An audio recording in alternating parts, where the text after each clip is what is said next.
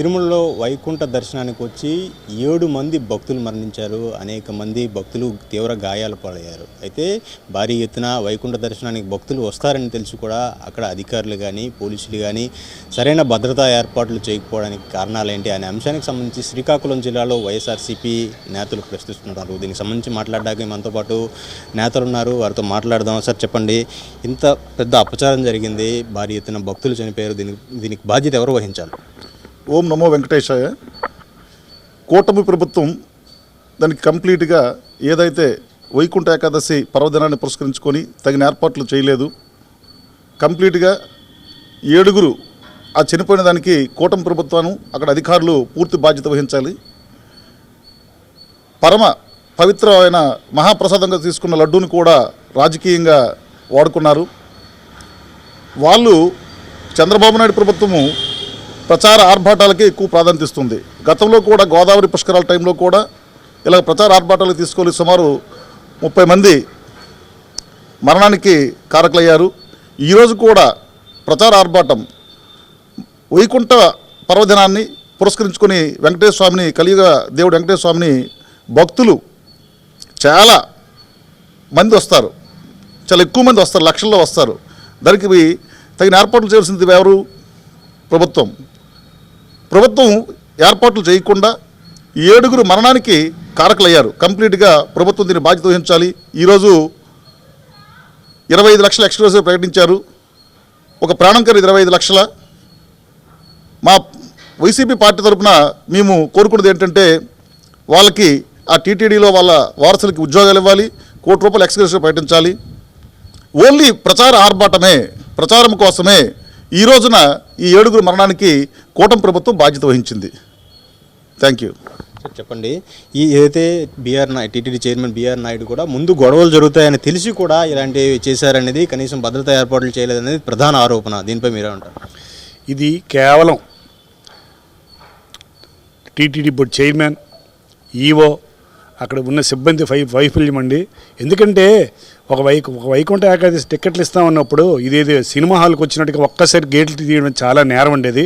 వాళ్ళకి ఒక సీరియల్లో ఒక సిస్టమ్, ఒక టైం ఉండాలి తప్ప అందరినీ గేట్లు తీసి ఇలా మనుషులు చనిపోవడం చాలా అన్యాయం. ఇలా చేయడం అనేది చాలా తప్పిది. దీనికి ప్రభుత్వ వైఫల్యం కూడా ఉంది. వీళ్ళని వెంటనే ఈ అధికారులు కూడా సస్పెండ్ చేయాలి. అలాగే వీళ్ళందరికీ కూడా జగన్మోహన్ రెడ్డి గారు విశాఖపట్నం వచ్చి బాధ్యతలకి ₹1 కోటి చెప్పి ఇచ్చారు జగన్మోహన్ రెడ్డి గారు.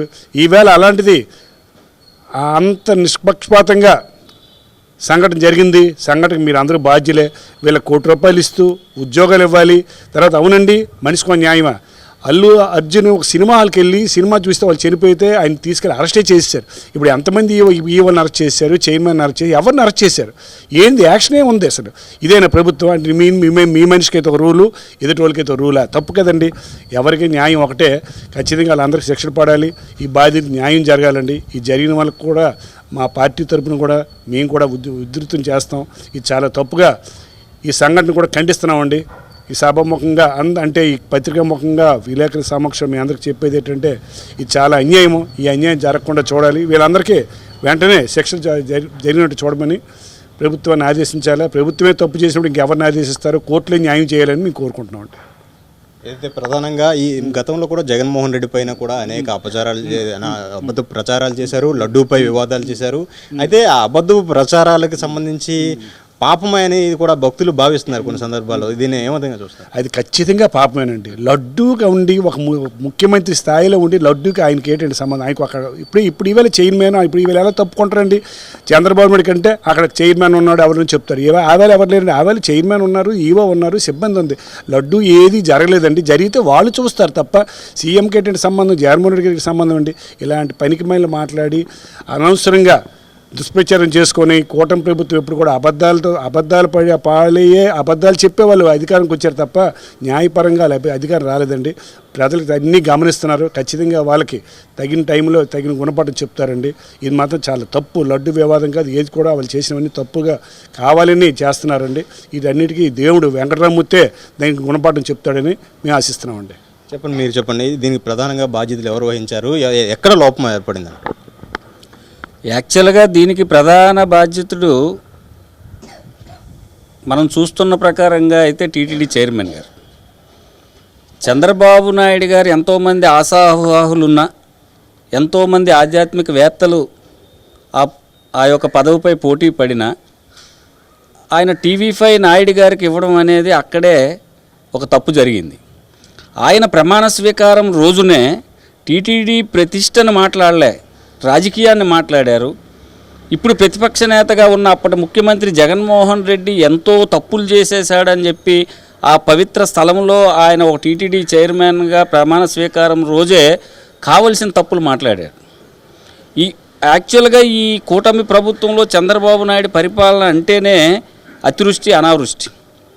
ఎప్పుడైతే తిరుపతి వెంకన్న లడ్డూ మీద అబద్ధం మాటలు మాట్లాడారో విజయవాడలో వరదలు వచ్చాయి. ఈరోజు అదే టీటీడీలో ఆ పవిత్ర స్థలంలో 7 చనిపోవడం జరిగింది. ఇంక ఈ మునిపి ఎన్నడూ పులులు తిరిగినా, మేకలు తిరిగినా, ఏవి తిరిగినా అక్కడ ఎప్పుడూ తిరుపతి వెంకన్న స్వామి ఈ పబ్లిక్ చనిపోవడం అనేది జరగలేదు. ఇదే ఫస్ట్ టైము తొక్కిసలాట జరగడము. దీనికి ఖచ్చితంగా ఈ కూటమి ప్రభుత్వం ఏదైతే చంద్రబాబు నాయుడు గారు ముఖ్యమంత్రిగా ఉన్నారో ఆయన దీనికి బాధ్యత వహించి రాజీనామా చేయాలి. ఏదైతే నేను సనాతన ధర్మాన్ని కాపాడుతాను అనుకొని చెప్పి కొత్తగా పంచెకట్టుకొని తిరుగుతున్నాడో పవన్ కళ్యాణ్ గారు దీనికి బాధ్యత వహించాలి. టీటీడీ చైర్మన్ గారు దీనికి బాధ్యత వహిస్తూ తప్పు జరిగింది, మా వల్ల తప్పు జరిగింది అని ఈ ఆంధ్రప్రదేశ్ ప్రజలకు క్షమాపణ చెప్పి రాజీనామా చేయాలి. రాజీనామా చేస్తూ ఎవరైతే చనిపోయారో వైకుంఠ దర్శనంకి వెళ్ళి వైకుంఠానికే వెళ్ళిపోయారు. వైకుంఠ దర్శనం ఇప్పిస్తామని పిలిచి వాళ్ళని వైకుంఠానికే పంపించేశారు. కాబట్టి మా చైర్మన్ గారు చెప్పిన విధంగా, మా జనరల్ సెక్రటరీ గారు చెప్పిన విధంగా వాళ్ళందరికీ వాళ్ళ కుటుంబంలో సభ్యులకు అక్కడ టీటీడీలో ఉద్యోగాలు కల్పిస్తూ వాళ్ళకు ప్రతి ఒక్కరికి 1 కోటి రూపాయల నష్టపరిహారాన్ని చెల్లించవలసిందిగా డిమాండ్ చేస్తున్నాం. ఖచ్చితంగా వీళ్ళు బాధ్యత వహిస్తూ టీటీడీ చైర్మన్ రాజీనామా చేయాలి. వీళ్ళిద్దరూ సీఎం అండ్ డిప్యూటీ సీఎం ఇద్దరూ కూడా తప్పు జరిగింది అని ఒప్పుకోవాలి. ఎందుకు అంటే జరగని దాన్ని జగన్మోహన్ రెడ్డి గారు చేశారు.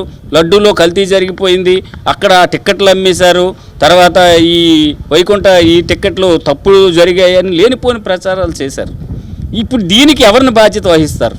మీరన్న మాటలకి ఇప్పుడు మీరు ఈ బాధ్యతని, ఈ తప్పిదాన్ని ఎవరి మీదకి నెట్టకుండా గౌరవంగా తప్పు జరిగిందని ఒప్పుకుంటే మంచిదని చెప్పి నా అభిప్రాయం. ఏదైతే వైకుంఠ దర్శనానికి వచ్చిన తొక్కిసలాటలో ప్రధానంగా 7 చనిపోయారు. ఈ 7 చనిపోయిన దానికి నైతిక బాధ్యత కూటమి ప్రభుత్వం వహించాలని వెంటనే టీటీడీ చైర్మన్ ఏదైతే బిఆర్ నాయుడు రాజీనామా చేయాలని కూడా ఇక్కడున్న వైఎస్ఆర్సీపీ నేతలు డిమాండ్ చేస్తున్నారు. కెమెరామెన్ రాజుతో సునీల్, సాక్షి టీవీ, శ్రీకాకుళం.